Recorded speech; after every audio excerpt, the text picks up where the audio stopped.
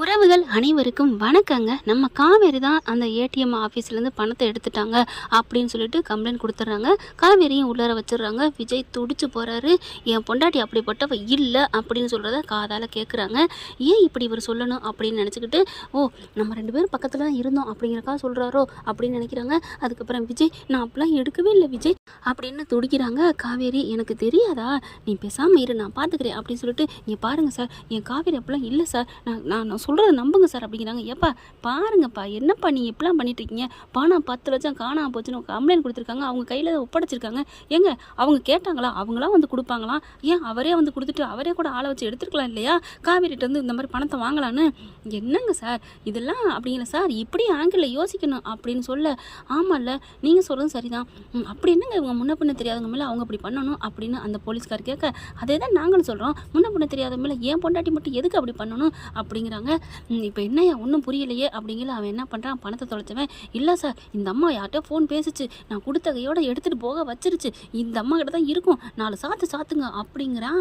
செம்மகம் வந்துடுதையோ, என்னையா இப்போ உனக்கு என்ன பணம் வேணும் அவ்வளோதானே, ஆமாம் அப்படிங்கிறாங்க. விஜய் உடனே பார்க்குறாங்களா, ஆமையா என் பணம் வந்துட்டேன், நான் ஏன் உன் பொண்டாட்டி உள்ளார வச்சிருக்க போகிறேன் அப்படிங்கிறாங்க. சரி வெயிட் பண்ணுங்கள், இன்னும் 1 மணி நேரத்தில் உங்களுக்கு பணத்தோடு நான் வர்றேன், ஆனால் அதுக்குள்ளே ஏதாவது என் பொண்டாட்டி மேலே கையை வச்சிங்க நடக்கிறதே வேறே ஆகும் அப்படின்னு சொல்லிட்டு அங்கேருந்து செம்மையாக கிளம்புறாங்க. பார்த்தா அப்படியே அதிர்ச்சி ஆகிறாங்க காவேரி, இவர் ஏன் நமக்கா இவ்வளோ பாடுபடணும், என்ன ஒன்றுமே புரியலையே அப்படின்னு நினச்சிட்டு இருக்காங்க. விஜய் என்ன பண்ணுறாரு, வேகமாக போயிட்டு, அவர் என்ன 10 லட்சம் அவருக்கு என்ன கொசுறு மாதிரி இல்லையா, டக்குன்னு 1 மணி நேரத்துக்கு உள்ளாரவே எடுத்துகிட்டு வேகமாக வராரு. இந்தாங்க உங்களுக்கு பணம் தானே தேவை, வச்சுக்கோங்க அப்படி சொல்ல, என்ன அப்போ நீ தான் எடுத்துகிட்டு போனியா, உடனே கொண்டு வர, இப்படிக்கா போயிட்டு அப்படிக்கா வர்றியா அப்படின்னு சொன்னோன்னே, சார் இவன் ரொம்ப பேசுகிறாரு, போனா போயிட்டு போது பாவமேனு வந்து கொடுத்தா என்ன நினச்சிட்டு இருக்கீங்க அப்படின்னு சொல்லையில் போலீஸ்கார் பார்க்குறாங்க. சரி விடுங்க, இப்போ என்ன பணத்தை கொடுத்தாச்சு, கேஸை வாபஸ் வாங்க, உன் பணம் தான் வந்துருச்சுல அப்படிங்கிறாங்க. சரி எனக்கு பணம் வந்துருச்சு, போனா போகுதுன்னு நான் விட்டு கொடுக்குறேன், ஆஹா போனா போகுதுன்னு இருக்குடி உனக்கு அப்படின்னு விஜய் சொல்கிறாங்க. அடுத்து சைன் போட்டுறாங்க. அதுக்கப்புறம் காவேரியை ரிலீஸ் பண்ணிடுறாங்க. அப்படியே வர்றாங்க, ஓடி வந்து அப்படியே காவேரி என்ன பண்ணுறாங்க, விஜயை கட்டி பிடிச்சிக்கிறாங்க. விஜய் அப்படின்னு சொல்லிட்டு, காவேரி கூல் நான் இருக்கையில் உனக்கு ஒன்றும் நடக்காது விடு, நான் இருக்கையில் எதுக்கு அப்படிங்கிற, இல்லை 10 லட்ச ரூபா எனக்கா நீங்கள் ஏன் கொடுக்கணும், என்ன லூஸா நீ பேசாமல் இங்கே எதுவும் பேசாத, இது போலீஸ் ஸ்டேஷன் அப்படின்னு சொல்லி, சரி அப்படிங்கிறாங்க. அதுக்கப்புறம் காவேரி எப்படி கட்டி பிடிச்ச வாக்கில் தாங்கின வாக்கில் கூட்டிகிட்டு வராரு வெளியில், வண்டியிலையும் உட்கார வச்சுறாரு. வண்டியில் உட்கார வச்சோடனே பார்த்தா அவன் அப்படியே சிரிக்கிறாங்க. அந்த பணத்தை வாங்கினேன் சிரிக்கிற பார்த்துட்டு விஜய்க்கு ஒரு மாதிரி ஆகுது. என்ன சிரிக்கிறான், அப்பாடா பணம் வந்துருச்சு எப்படியோ அப்படின்னு தானே போகணும், இந்த சிரிப்பு சிரிக்கிறது ஏதோ ஒரு தப்பான சிரிப்பாக இருக்கேன்னு யோசிக்கிறாரு. அதுக்கப்புறம் விஜயும் காவேரியும் காரில் போகிறாங்க. போயிட்டு வண்டியை நிப்பாட்டுறாரு. என்னாச்சு அப்படிங்கிறாங்க. ஐயோ என் ஃபோனை இங்கே வச்சுட்டு வந்தேன், நான் எடுத்துகிட்டு வரேன், போயிட்டு வாங்க அப்படின்னு காவேரி சொல்கிறாங்க. அதுக்கப்புறம் காவேரி இப்படின்னு நினச்சிட்டு இருக்காங்க. அப்படியே விஜய் சொன்னது துடிச்சது, உங்களுக்கு பணம் தானேயா நான் தர்றேன் அப்படின்னு சொல்லிட்டு சொன்னது எல்லாத்தையும் நினச்சி பார்க்குறாங்க. சே நம்ம அவர் எவ்வளோ தப்பாக நினச்சோம், நமக்காக எவ்வளோ துடிக்கிறாரு, இந்த மாதிரி ஒரு மனுஷனை நம்ம ஏன் அக்கா சொன்ன மாதிரி லவ் பண்ணி கல்யாணம் பண்ணக்கூடாது, பொண்டாட்டின்னு சொன்னால் தான் விடுவாங்க அப்படின்ட்டு என்னென்னலாம் பேசினாரே, நமக்காக இவ்வளோ துடிக்கிறான்னு காவேரி அப்படியே விஜயை பற்றி கனவு காண்றாங்க. அப்படியே சொக்கி போகிறாங்க. ஃபஸ்ட்டு டே அவர் அந்த நிமிஷம் பார்த்தாங்க பார்த்தீங்களா, காரில் இருந்துட்டு அந்த ஸ்கூலில் அதான் நினச்சி பார்க்குறாங்க. அதுக்கப்புறம் கேக்கு ஊட்டுனது, அப்புறம் நம்ம பாப்பாவை தூக்கிட்டு போனது எல்லாத்தையுமே நினச்சி பார்க்குறாங்க. இங்கே விஜய் என்ன பண்ணுறாங்க, இறங்கி வந்துட்டு கார்லேருந்து அப்படியே ஒளிஞ்சு நிற்கிறாருங்க. இவன் வெளியில் வரான், பணத்தோடு வந்துட்டு ஃபோன் பண்ணுறான் யாருக்கோ, சீக்கிரம் வாங்கடா பணம் கிடச்சிருச்சுடா, 10 லட்சம் இன்னைக்கு லாபம் அப்படின்னு சொல்ல, அட பாவீங்களா அப்படிங்கிற கரெக்டாக அந்த ஆள் வராங்க. வண்டியில் ஏறி பைக்கில் தான் வரான். இவனு ஏறி உட்காந்துக்கிறான். இந்த பணம் 10 லட்சம், இந்த பணம் 10 லட்சம், அதாவது அந்த சிசிடிவி கேமராவில் பார்த்தாங்களே அதே பேக் இருக்குது. விஜய்க்கு தெரிஞ்சு போச்சு. அட பாவீங்களா, அந்த பேக்கை வச்சுட்டு இப்படி பண்ணிட்டீங்களா, உங்களுக்கு இருக்குடா கச்சேரி அப்படின்னு சொல்லிக்கிட்டு சும்மா சீறி பாயிறாருங்க. வண்டி எடுத்துகிட்டு இப்படி மூவ் ஆகலைங்க. ஓடி போய் குறுக்க பாஞ்சு வண்டியை பிடிச்சிடுறாரு. கரெக்டாக அவங்க காவேரி நிற்கிறாங்களே அந்த காருக்கிட்ட இந்த வண்டியும் போகுது. பிடிச்சோடனே இவனா அப்படின்ட்டு ஓடுங்கடா அப்படின்னு ஓட பார்க்குறாங்க.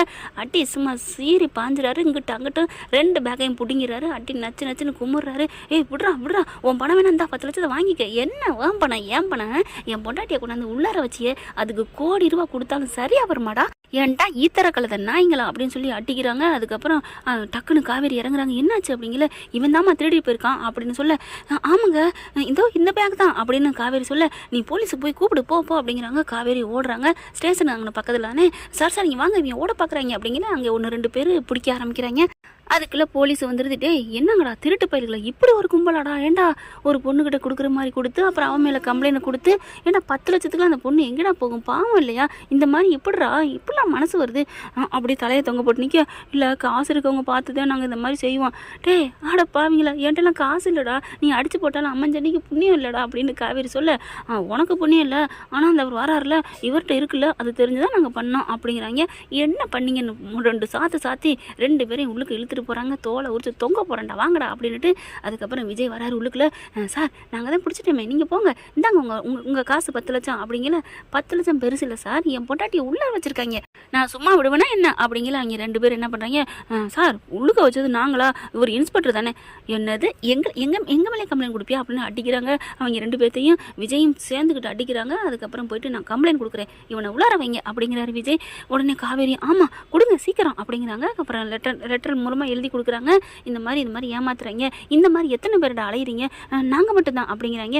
அடிச்சேன்னு அப்படின்னு சொல்லிட்டு, இந்த 10 லட்சம் யார்கிட்ட இருந்து அடிச்சா அப்படிங்கிற, அது வந்து இதில் 10 லட்சம்லாம் இல்லை, சும்மா இது 1 லட்சம் தான் இருக்குது. சரி இது யார்கிட்ட பணம், அதுவா போன வாட்டி கோயிலில் சாமி கும்பிட்டு போனாங்கல்ல வயசானவங்க ஒரு 60 வயசில், அவங்களோட பணம், ஆட பாவீங்களா பாவண்டா அப்படின்னு சொல்லிட்டு கம்ப்ளைண்ட் கொடுத்துட்டு போயிருக்காங்க அப்படிங்கல. உடனே அந்த நம்பருக்கு கால் பண்ணுறாங்க, அவங்களும் ஒரு 10 நிமிஷத்தில் வந்துடுறாங்க. வந்துட்டு சாமி பணம் கிடச்சிருச்சா அப்படிங்கல. எப்படி சாமி கிடச்சிச்சு, இருந்தோ இந்த சாமி தாங்க உங்களுக்கு பிடிச்சி கொடுத்தது அப்படிங்கிறாங்க. சாமி நீ உன் பொண்டாட்டி பிள்ளையோட நல்லா இருக்கணும் சாமி, இந்த காசை நாங்கள் குருவி மாதிரி சேர்த்து வச்சது சாமி, கடைசியில் காலமான கடைசியில் ஒன்றுமே இல்லாமல் நாங்கள் இருந்தோம் சாமி, என் பிள்ளைங்கெல்லாம் எங்களை விட்டுட்டு போயிடுச்சு, இந்த பணம் தான் எங்களுக்குன்னு வந்துச்சு, எல்ஐசியில் நாங்கள் கட்டின பணம், இது மட்டும் இப்போ இல்லைன்னா என்ன ஆயிருக்கும், திருடிட்டு போயிட்டாங்க பாவிங்க அப்படின்னு சொல்லிட்டு செம்ம கோவத்தில் அடிக்கிறாங்க. திருட்டு பையில அப்படின்னு சொல்லிட்டு அதுக்கப்புறம் அவங்கள உள்ளுக்குள்ள லாக்கப்பில் போட்டுறாங்க. அப்புறமா விஜய்க்கு வாழ்த்து சொல்கிறாரு, சூப்பர் சார் அப்படின்னு சொல்லிட்டு சல்யூட் அடிக்கிறாங்க. ஒரு நிமிஷம் நில்லுங்க சார் அப்படின்னு சொல்லிட்டு விஜய் அப்படி புல்லரிச்சு போகிறாரு. சார் விடுங்க சார், உங்கள் கடமையை செஞ்சீங்க, இதில் என்ன இருக்குது அப்படிங்கிறாங்க. நானும் என்னோட கடமையை செஞ்சேன். இல்லை சார் அவங்க 2 பேரையும் பிடிச்சிங்க பாருங்கள், அதுதான் ஹைலைட்டு, அதை விட இந்த வயசானவங்க எவ்வளோ மனசு குளிர்ந்து போய் நிற்கிறாங்க பாருங்கள் அப்படிங்கிறாங்க. ஆமாம் சார் உண்மையிலே எனக்கு 10 லட்சம் எனக்கு கிடைச்சது, எனக்கு அது பெருசே இல்லை, எனக்கு அதை பற்றி ஒன்றும் இல்லை, ஆனால் இந்த அம்மா பாவம், நீங்கள் நல்லா இருப்பீங்கம்மா தம்பி, நீங்கள் நல்லா இருக்கணும் தம்பி, நீங்கள் நல்லா இருக்கணும் தம்பி, 100 வருஷம் உங்கள் மனசுக்கு நல்லா இருப்பீங்கன்னு வாழ்த்திட்டு போகிறாங்க. அதே மாதிரி அந்த இன்ஸ்பெக்டரும் சரி நீங்கள் கிளம்புங்க, ரொம்ப தேங்க்ஸ் தம்பி அப்படிங்கிறாங்க. அதுக்கப்புறம் ஏதாவதுன்னா கால் பண்ணலாமா, தாராளமா நான் வர்றேன் அப்படின்னு நம்பர் கொடுக்குறாரு, வாங்கிக்கிறாங்க. அதுக்கப்புறம் காவேரி வா காவேரி அப்படின்னு கூப்பிட்டு அவர் வாட்டுக்கு போகிறாரு. காவேரி சில மாதிரி நிற்கிறாங்க. மறுபடியும் திரும்புகிறாரு, காவேரி அப்படிங்கிற என்ன அப்படிங்கிற, என்னாச்சு அப்படிங்கல. இல்லை எனக்கு அப்படியே சொக்கி போய் வருது, என்ன நடக்குதுங்க அப்படிங்கிறாங்க. என்ன நான் நடக்கிறோம் அவ்வளோதான். இல்லைங்க நீங்கள் இவ்வளோ நல்லவங்களா, நான் என்ன பண்ணேன், இல்லை எனக்கா 10 லட்சத்தை கொடுத்தீங்க, இது இப்போ உங்களுக்கு கிடச்சிருச்சு, அந்த அம்மா உங்களை எவ்வளோ வாழ்த்துனாங்க, நீங்கள் அவ்வளோ நல்லவரா, ஐயோ காவேரி நீ இப்படி பண்ணுவியான்னு தனக்கு தானே திட்டிக்கிறாங்க. என்னாச்சு இல்லைங்க உங்களை நான் கொஞ்சம் தப்பாக நினச்சிட்டேங்க. என்ன தப்பாக நினச்சிங்க, இல்லை கண்ணாடி முன்னாடியில் பின்னாடி என்னை பார்த்தீங்கல்ல, அதனால கொஞ்சம் ஜொல்லு பாட்டின்னு நினச்சேன். அம்மாடி அடிப்பாவில, அப்புறம் உங்களை பார்த்தா உடனே நாங்கள் ஜொல்லு பாட்டின்னு அர்த்தமா, என்னம்மா நீங்கள் மட்டும் அதை பார்த்தீங்களே, அப்போ நாங்கள் உங்களை சொன்னோம்மா அப்படின்னு கேட்கல. இல்லை அதான் நான் தப்புன்னு ஒத்துக்கிட்டேன்ல, விடுங்க பாஸ் அப்படின்னு சொல்ல, போனா போதுன்னு மன்னிச்சு விட்றேன், பெருசாக ரொம்ப பீத்திக்காதீங்க, உங்களை தான் நல்லவங்கன்னு சொல்லிட்டோம்ல அப்படின்னு சொல்லிட்டு இருக்கையில பார்க்குறாங்க. உடனே கோய்ப்பாளே அப்படின்னு, சரி வாங்க போவோம் மணி ஆயிடுச்சு அப்படின்னு சொல்லிட்டு கிளம்புறாங்க 2 பேரும். ஆனாலும் பார்த்தீங்கன்னா கார் ஓட்டிகிட்டு வராரு. விஜயை வச்ச கண்ணு வாங்காமல் பார்க்குது. என்ன சொன்னீங்க சைட் அடிச்சேன்னு, இப்போ என்னை விட முள்ளுங்கிற மாதிரி அப்படியே ரொமான்டிக்காக பார்த்தா என்ன அர்த்தம், எனக்கு ஒரு மாதிரி வெக்க வருதுல்ல, புல்லரிக்குதுல்ல, நானும் ஆம்பளை தானே அப்படிங்கல. ஆம்பளை இருந்தால் என்ன பண்ணுவீங்களா கையை தொடுங்க. வேணாம் காவேரி தொட்டுருவேன், தொடுங்க பாஸ், ஏன்னா அக்கா சொல்லியிருக்கால வளைய விருடின்னு, அதுக்கான ஆயத்தம் தாண்டி இது மாவனே அப்படின்னு மனசில் நினச்சிட்டு கையை நீட்டுறாங்க. என்ன ரெடியாக இருக்கிறா அப்படின்னு சொல்லிட்டு, வேணாம் நான் அப்படிப்பட்டவெல்லாம் இல்லை, நம்பிட்டேன் ஏன் நான் பாருங்க தொடவே மாட்டேன், அதெல்லாம் இல்லை, நீங்கள் எனக்கு தொட்டே தீரணும் அப்படின்னு கையை நீட்டுறாங்க. ஐயோ அம்மாடி அப்படின்னு சொல்லிட்டு சிரிச்சுட்டு வண்டி ஓட்டு போகிறாங்க. இப்போ உங்களை நான் தொட வைக்காமல் நான் விட மாட்டேன்டி அப்படின்னு சவால் விடுறாங்க நம்ம காவேரி சொல்லலாம். ஓகே ஃப்ரெண்ட் பார்க்கலாம், இப்படி போனால் நல்லா தானே இருக்கும். தேங்க்யூ.